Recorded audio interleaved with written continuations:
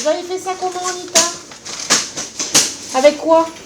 Semaine SAMU à l'Institut. Une semaine sur deux, l'unité d'urgence reçoit les patients envoyés par le 15. Du simple traumatisme à l'amputation, chaque année, 12 000 patients passent par ces urgences. L'examen est très difficile et on peut facilement justement passer à côté de choses importantes, notamment les plaies des nerfs ou les plaies des tendons par exemple. Et c'est ce qui fait la spécificité de ces urgences-là, c'est que quasiment toutes ces urgences nécessitent une exploration, c'est-à-dire une intervention chirurgicale, alors qui peut être simple, sous anesthésie locale, mais avec le contrôle direct du chirurgien de la main à l'intérieur pour aller voir les structures et s'assurer qu'elles n'aient pas été abîmées, quoi. Donc là, je vais vous installer sur un brancard, Joseph, et puis je vous emmène voir l'anesthésiste.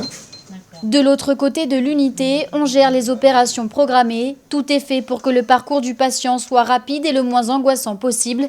L'Institut Aquitain de la Main, c'est près de 15 000 interventions par an. Ok, parfait. On fait bien le 2/4-20 de la main droite. Ça paraît bizarre, on pourrait croire qu'on a le couteau entre les dents, mais en fait pas du tout. On essaie de tout faire pour ne pas les opérer. Ça peut le dire, Madame Martin, on a tout fait pour ne pas l'opérer. Mais bon, ça marche pas. Les infiltrations, la kiné, les attelles, on arrive en bout de course.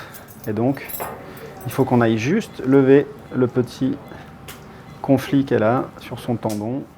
Reconstruction et microchirurgie de pointe, l'équipe de l'Institut prend en charge les pathologies du coude jusqu'au bout des doigts. 20 ans d'excellence qui font de l'Institut le centre de référence de la région. L'hebdomadaire Le Point nous classe au 1er rang régional et au 4e rang national. Notre objectif, nous, c'est de proposer toujours la meilleure offre de soins.